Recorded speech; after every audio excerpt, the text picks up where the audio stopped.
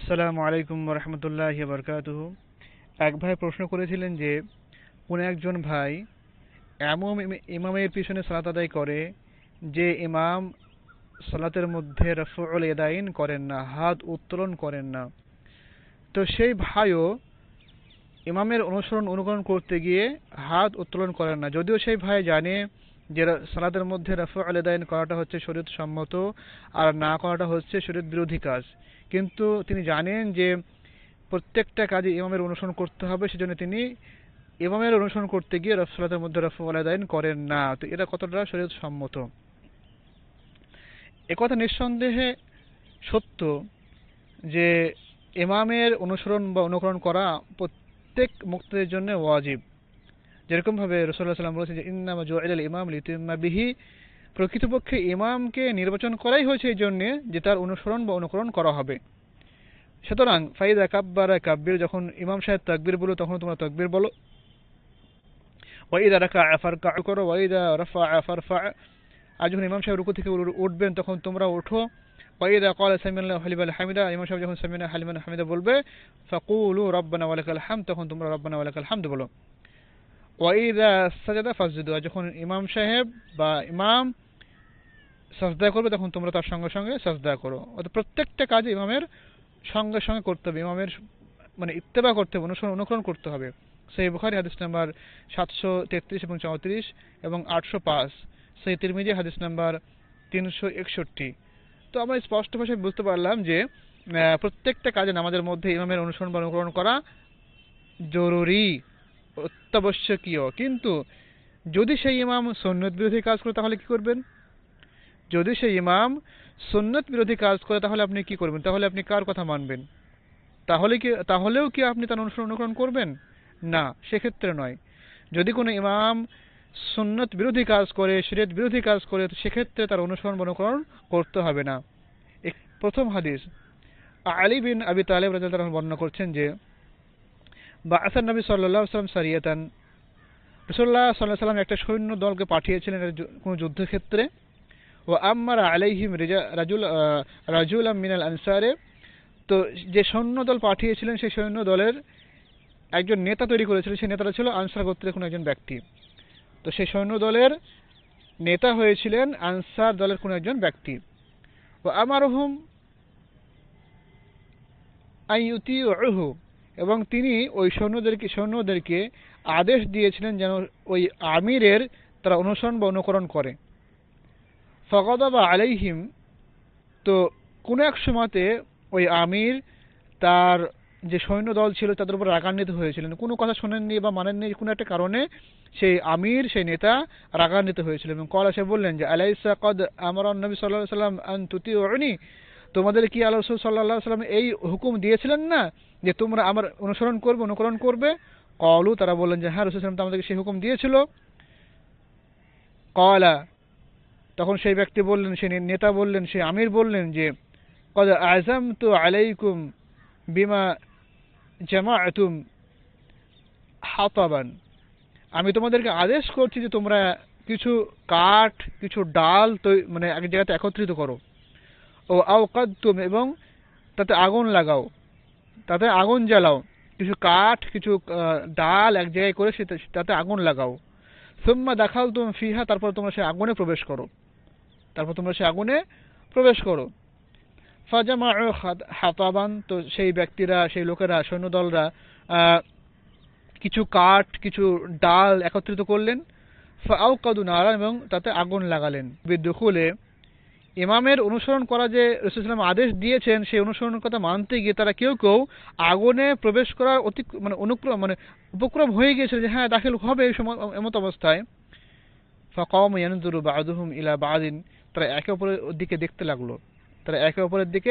দেখতে লাগলেন। ফাকালা, বললেন যে ইন্নামা তাবি'না নবী সাল্লাল্লাহু আলাইহি ওয়াসাল্লাম ফিরানাম মিনান নার, আরে আমরা তো রাসূল সাল্লাল্লাহু আলাইহি ওয়াসাল্লামের অনুকরণ করছি এই জন্যে যে যেন আমরা আগুন থেকে বাঁচতে পারি, জাহান্নাম থেকে বাঁচতে পারি। আফানাদখুলুহা, তারপরেও কি আমরা এই জাহান্নামে প্রবেশ করব, এই আগুনে প্রবেশ করব?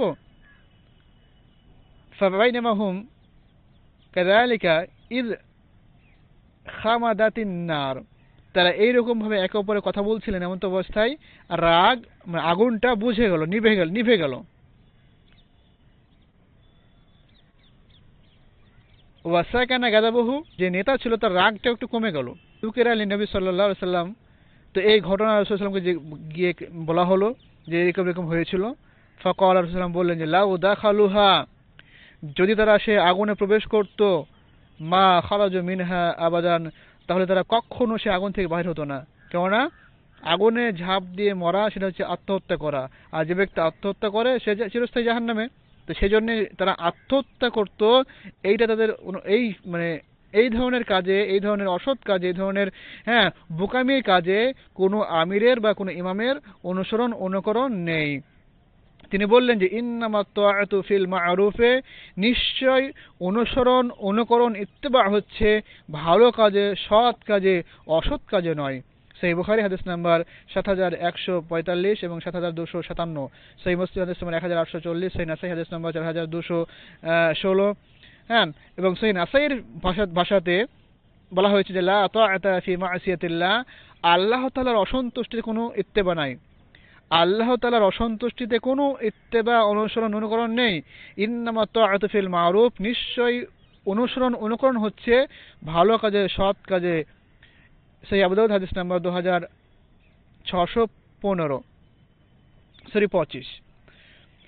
এরপরে ইমরান ইবনে হুসাইন তিনি বর্ণনা করেছেন যে রাসূল সাল্লাল্লাহু আলাইহি ওয়াসাল্লাম বলেছেন যে লা তাআতা লিমাখলুকিন ফি মা'সিয়াতিল খালিক, আল্লাহ তাআলার অসন্তুষ্টিতে কোনো ব্যক্তির অনুকরণ নেই। আল্লাহ তাআলার অসন্তুষ্টিতে কোনো ব্যক্তির, কোনো সৃষ্টিজীবের অনুকরণ নেই। এমন কোনো কাজ, যে কাজটা করলে আল্লাহ অসন্তুষ্ট হবে আর মানুষ সন্তুষ্ট হবে, তো এইরকম কোনো কাজ করা যাবে না। স্রষ্টাকে অসন্তুষ্ট করে সৃষ্টিকে সন্তুষ্ট করা যাবে না। এই হাদিসটা ছিল তাখরিজ মিশকাতুল মাসিম হাদিস নাম্বার 3624, সহিহুল জামি হাদিস নাম্বার 7520, সিলসিলাতুল হাদিস সহিহ প্রথম খণ্ডে 349 পৃষ্ঠা, মুসনাদ আহমদ দ্বিতীয় খণ্ডে 248 পৃষ্ঠা। আব্দুর রহমান বর্ণনা করছেন যে রাসূল সাল্লাল্লাহু আলাইহি ওয়াসাল্লাম বলেছেন যে আতিউহু ফি তাআতিল্লাহ, তোমরা ইমামের বা নেতার অনুকরণ করো আল্লাহ তাআলার সন্তুষ্টিতে।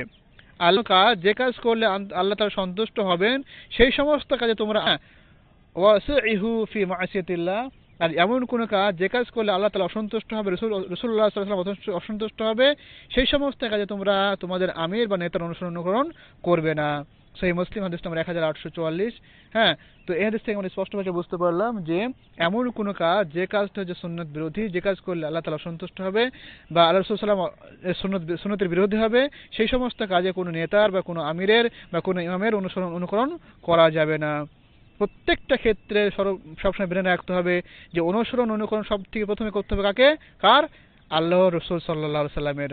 আল্লাহ তাআলা বলছেন যে কুল আতিউল্লাহ ওয়া আতিউর রাসূল, তোমরা আল্লাহ এবং তার রাসূলের অনুকরণ করো।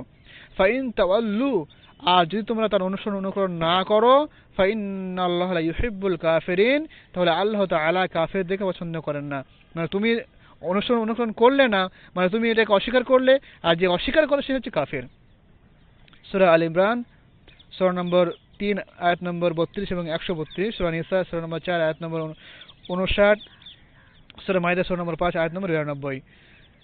অন্যত্র আল্লাহ বলছেন যে ইয়া আইয়ুহাল্লাযীনা আমানু আতিউল্লাহ ওয়া আতিউর রাসূল, হে বিশ্বাসীগণ, যারা তোমরা আল্লাহর প্রতি বিশ্বাস স্থাপন করেছো, তোমরা আল্লাহ এবং তার রাসূলের অনুকরণ করো। ওয়ালা তুবতিলু আমালুকুম, এবং অনুকরণ না করে তোমরা তোমাদের আমলগুলিকে নষ্ট করিও না। সূরা মুহাম্মদ সূরা নম্বর 47 আয়াত নম্বর 33, সূরা তাকাবুন সূরা নম্বর 64 আয়াত নম্বর 12। এবং আল্লাহ তাআলা আরো স্পষ্ট ভাষায় বলেছেন যে ওয়ামা আতাকুমুর রাসূল ফাখুযুহু ওয়ামা নাহাকুম আনহু ফান্তাহু, আল্লাহ রাসূল সাল্লাল্লাহু আলাইহি ওয়াসাল্লাম তোমাদেরকে যা দিয়েছেন সেটা তোমরা এক বাক্যে গ্রহণ করো। ওয়ামা নাহাকুম আনহু ফান্তাহু, আর যা থেকে নিষেধ করেছে সেটা নতমস্তকে ছেড়ে দাও। তো যেহেতু রাসূলুল্লাহ সাল্লাল্লাহু আলাইহি ওয়াসাল্লামের সহিহ হাদিস হচ্ছে নামাজের নফল আদায় করা, আর যেহেতু এটা হচ্ছে সুন্নাত সম্মত রাসূল সাল্লাল্লাহু আলাইহি ওয়াসাল্লামের আদেশ, সেজন্য আপনাকে রাসূলুল্লাহ সাল্লাল্লাহু আলাইহি ওয়াসাল্লামের ইত্তেবা করতে হবে, অনুকরণ করতে হবে। যদিও সেই অনুকরণ করতে গিয়ে আপনি ইমামকে অসন্তুষ্ট করছেন বা ইমামের অনুসরণ হচ্ছে না, এতে কোনো দোষ নেই। কারণ আপনাকে সর্ব অবস্থায় এমন কাজ করতে হবে যে কাজে আল্লাহ এবং আল্লাহ রাসূল সাল্লাল্লাহু আলাইহি ওয়াসাল্লাম সন্তুষ্ট হবেন। আর যদি আপনি রাফল আদান না করেন তাহলে এটা সুন্নাত বিরোধী কাজ হলো। তাহলে এটা এক্ষেত্রে আপনার রাসূলের ইত্তেবা করা হলো না, অনুকরণ করা হলো না, যেটা হচ্ছে শরীয়ত বিরোধী কাজ। যদি এরকম কোনো ব্যক্তি কাজ করে, যেমন কোনো কাজ যে কাজ করলে সেই কাজে রাসূলুল্লাহ সাল্লাল্লাহু আলাইহি ওয়াসাল্লাম এগুলি নষ্ট হয়ে যাবে। সবথেকে শেষ কথা যে রাফল আদান করার ব্যাপারে হাদিস দুই পক্ষেরই রয়েছে, রফল আদান করা এবং না করা। তো রফল আদান করার পক্ষে যে হাদিসগুলো রয়েছে সেগুলো হচ্ছে সহিহ হাদিস, আর না করার পক্ষে যে হাদিসগুলো এসেছে সেগুলো হচ্ছে যায়িফ হাদিস। আর যায়িফ হাদিসের উপর আমল করা জায়েজ নয়, কারণ আল্লাহ তাআলা বলছেন সূরা মাইদা সূরা নম্বর 5 আয়াত নম্বর 3 এর মধ্যে যে আল ইয়াওমা আকমালতু লাকুম দীনাকুম ওয়া আতমামতু আলাইকুম নি'মাতি, আজ আমি তোমার জন্য দ্বীনকে পরিপূর্ণ করে দিলাম। আজ আমি তোমার জন্য দ্বীনকে পরিপূর্ণ করে দিলাম। এটা ছিল 9 হিজরির ঘটনা। এটা হচ্ছে এই আয়াতটা অবতীর্ণ হচ্ছে 9 হিজরিতে হাজ্জাতুল বিদার মানে অবস্থানকালে। হাজ্জাতুল বিদা হয়েছে 9 হিজরির শেষের দিকে। রাসূলুল্লাহ সাল্লাল্লাহু আলাইহি ওয়াসাল্লাম 10 হিজরির প্রথম দিকে মারা যাচ্ছেন। তো যখন এই আয়াত অবতীর্ণ হচ্ছে, যখন দ্বীন পরিপূর্ণ হয়ে যাচ্ছে, তখন কিন্তু দ্বীনের মধ্যে যায়িফ হাদিস বলে কিছু ছিল না। তখন দিনের মধ্যে যায়িফ হাদিস, জাল হাদিস, মওজু হাদিস বলে কিছুই ছিল না। এগুলো তো রাসূল সাল্লাল্লাহু আলাইহি ওয়াসাল্লামের মৃত্যুর পরে, দ্বীন পরিপূর্ণ হয়ে যাওয়ার পরে লোকেরা নিজেদের বক্তব্যকে, নিজেদের মন্তব্যকে, নিজেদের মাযহাবকে বাস্তবায়িত করার জন্য বা নিজেদের মাযহাবকে মজবুত করার জন্য তৈরি করেছে। সেজন্য যায়িফ হাদিস বা জাল হাদিস বা মুনকার হাদিস, যে সমস্ত হাদিস গ্রহণযোগ্য নয়, সেই সমস্ত হাদিসের দ্বীনে কোনো স্থান নেই। কেননা এ সমস্ত জিনিসের মাধ্যমে দ্বীন পরিপূর্ণ হয়নি, দ্বীন পরিপূর্ণ হয়েছে কোরআন এবং সহিহ হাদিসের মাধ্যমে। সেজন্য সব সময় চেষ্টা করতে হবে যায়িফ হাদিসকে ত্যাগ করা। যদিও সেই যায়িফ হাদিস ত্যাগ করতে গিয়ে কোনো ইমাম বা নেতার অবাধ্যতা হচ্ছে, এতে কোনো আপনার দোষ নেই। কেননা এমন কোনো কাজ যে কাজটা আল্লাহ বিরোধী, শরীয়ত বিরোধী, সেই কাজে যদি আপনার ইমামের বা নেতার যদি অনুসরণ নাও হয়, তাতে আপনার কোনো দোষ নেই, বরং করলে আপনার দোষ আছে। সেজন্য এমন কোনো কাজ করা যাবে না, এমন ক্ষেত্রে মেয়ের বা নেতার অনুকরণ করা যাবে না যে অনুসরণ বা অনুকরণ করলে আল্লাহ সন্তুষ্ট হবেন বা রাসূল সাল্লাল্লাহু আলাইহি ওয়াসাল্লাম অসন্তুষ্ট হবেন। হাযা মা ইনদি, আল্লাহু আ'লাম বিস-সাওয়াব। আসসালামু আলাইকুম ওয়া রাহমাতুল্লাহ।